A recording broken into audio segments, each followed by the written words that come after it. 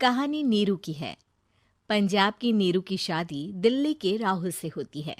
दिल्ली कितना बड़ा शहर है ना, लेकिन आप लोगों का घर तो बहुत छोटा है। हमारे पंजाब में तो ये बड़े बड़े घर होते हैं कि मजा ही आ जाता है। कोई बात नहीं नीरू, मैं भी तुम्हारे लिए बहुत बड़ा मकान बनाऊंगा बहुत जल्दी। नीरू के पिता जहाँ पंजाब के जाने माने व्यापारी थे, वहीं उसका पति राहुल दिल्ली में एक सिंपल नौकरी करता था। माँ, यहाँ तो घी मक्खन इतना महंगा है कि क्या बताऊं। मैं तो तरस ही जाती हूँ घी खाने के लिए। नीरू की माँ को ये सुनकर बहुत दुख होता है। मेरी बेटी को घी नसीब नहीं हो रहा है और ये बहू यहाँ बैठकर घी में शक्कर डाल रही है। देख वनिता, मैं साफ कह रही हूँ, इस घर में जितना घी आएगा उतना ही मेरी बेटी के घर दिल्ली भी जाएगा। अरे ये क्या बात होती है माँ जी? बेटी का उतना ही करो जो अच्छा लगे। अब क्या मायके से घी और मक्खन तक की सप्लाई करोगी आप? हाँ, मेरी बेटी किसी चीज को तरसे मुझसे बर्दाश्त नहीं होता। अब क्या था, नीरू के मायके में 2 किलो घी आता तो 2 किलो दिल्ली जाता नीरू के पास। एक दिन, माँ बड़ी गर्मी पड़ती है दिल्ली में। इस घर में तो एक ही एसी है और वो भी ड्राइंग रूम में। सारा परिवार एक ही कमरे में सोता है। हाँ बेटा, वो तो हर घर की कहानी है। यहाँ भी एक ही एसी है। अरे बिल इतना आता है कि क्या बोलूं। तभी वहां राकेश आ जाता है। माँ, थोड़ी देर में यहाँ कुछ प्लम्बर आएंगे मेरे कमरे में एसी लगाने। जरा ध्यान से लगवा देना ना माँ। ओए, ऐसे कैसे तेरे कमरे में एसी लगेगा? हाँ राकेश, एक बार बात तो कर लेता। अरे पापा, वो वनिता को गर्मी में नींद नहीं आती। ड्राइंग रूम में सबके साथ सोने में वो अनकंफर्टेबल है, इसलिए। अरे पूरे परिवार के साथ वहां तेरी बहन नीरू भी तो सोती है। वो नहीं हो रही क्या अनकंफर्टेबल? समझ रहा है ना? अगर एसी लगेगा तो एक दिल्ली में तेरी बहन के कमरे में भी लगेगा, तभी तू लगा सकेगा। राकेश वनिता को सारी बात बताता है। वनिता करती भी क्या, मन मार कर बैठ जाती है। माँ, ये लोग ठीक नहीं है, क्या करूं मैं? अरे बेटी, यहाँ आ जा, तू यहाँ आकर रह ले। अरे छोड़ दे ऐसे पति को। कैसे छोड़ दूं माँ? समाज क्या कहेगा, लोग क्या कहेंगे? वैसे भी मेरा एक बेटा है मयंक। अरे हटा बेटा, तेरी उम्र ही क्या है? इतनी परेशान रहेगी तो काम कैसे चलेगा? खैर, बात आई गई हो जाती है। माँ को लगता है कि नीरू ठीक है, तो वहीं नीरू के मन में एक ही लाइन चल रही होती है, यहाँ आजा। माँ ने तो बोल ही दिया है कि यहाँ आजा। बस मयंक थोड़ा सा बड़ा हो जाए, इन गरीबों को छोड़कर मैं वापस माँ के पास ही चली जाऊंगी। वो इसी सोच में बाजार में चल रही थी कि मैम, आपका दुपट्टा जमीन को छू रहा है। नीरू जैसे ही उस लड़की की तरफ देखती है, देखती ही रह जाती है।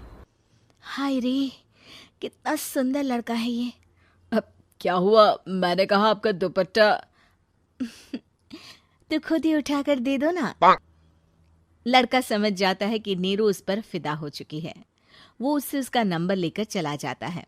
अब क्या था, नीरू और रोहित में लगातार बातें होने लगती है। मैं हरियाणा का रहने वाला हूँ, यहाँ एक बड़ी कंपनी का मैनेजर हूँ। अच्छा, और कितने बच्चे हैं तुम्हारे? बच्चे? अरे मेरी तो शादी भी नहीं हुई है। तुम बताओ, शादी करोगी? नीरू शर्मा जाती है। अब लेकिन मैं तो पहले से ही शादीशुदा हूँ। मुझे फर्क नहीं पड़ता, बस तुम शादी कर लो, भाग चलते हैं। बहुत पैसे वाला हूं मैं, हमेशा खुश रखूंगा तुम्हें। नीरू रोहित से मिलकर सारा प्लान बना लेती है और फिर एक दिन घर से भाग जाती है। दोनों शादी कर लेते हैं।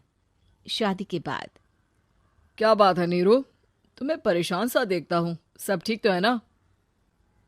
हाँ हाँ, सब ठीक है।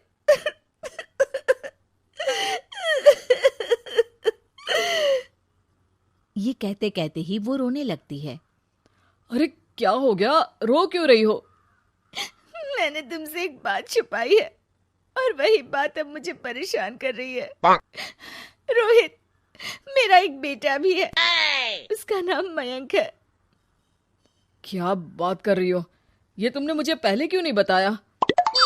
देखो नीरू, मेरी माँ को मैंने ये नहीं बताया है कि तुम शादीशुदा हो। बच्चा मैं मैनेज नहीं कर पाऊंगा। नीरू को समझ में नहीं आता कि वो क्या करे। तुम उस बच्चे को अपनी माँ को क्यों नहीं दे देती?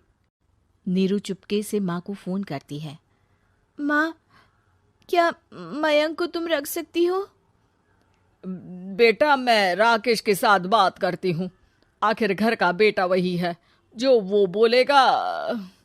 वैसे भी बेटा, तूने जो किया है ना, उसके बाद से पूरा घर तेरी बुराई कर रहा है। मैं भी अब किसी से तेरे लिए लड़ नहीं सकती।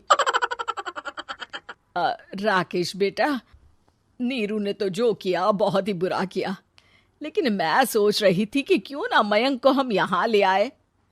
तभी वनीता बोल पड़ती है। वाह जी, ऐसे कैसे यहाँ ले आए? यहाँ क्या भंडारा भरा है? और जिस बच्चे की माँ ने नहीं सोचा, उसके लिए हम क्यों सोचे? नीरू को एक बार तो अपने बच्चे के बारे में सोचना चाहिए था ना। अरे लेकिन तेरे पास भी तो लड़का नहीं है ना वनीता। माँ, वनीता ठीक बोल रही है। कल को वो बड़ा होकर इसी घर का हिस्सा मांगेगा तो हम क्या करेंगे? माँ कहती भी तो क्या, वो चुप रह जाती है।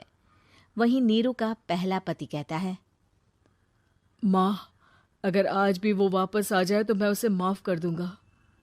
बेटा, गरीबी चीज ही ऐसी है, क्या करेगा? तू तो अब मयंक का सोच। वो बेचारा तो बिना माँ का हो गया।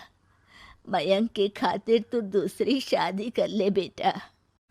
लोगों के लाख समझाने के बाद नीरू के पहले पति की शादी रिद्धि से हो जाती है, जिसके पहले पति से 2 बच्चे होते हैं। देखो जी, मैंने शादी सिर्फ बच्चे के खातिर की है। मैंने भी शादी सिर्फ बच्चों के खातिर की है। वहीं नीरू के दूसरे पति के मन में ये बात घर कर जाती है कि नीरू एक मासूम बच्चे को उसके खातिर छोड़ कर आई है। अब देखो नीरू, मुझे लगता है कि जो औरत अपनी कोख का बच्चा छोड़ सकती है, वो तो कुछ भी कर सकती है। कल को तुम्हें मुझसे अच्छा कोई मिल गया तो तुम तो मुझे भी बाय बाय कर दोगी ना।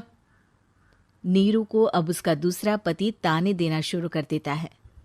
तंग आकर नीरू उसके यहाँ से भागकर अपने पहले पति के पास चली जाती है, लेकिन ससुराल में क्या लेने आई है नीरू, मयंक को?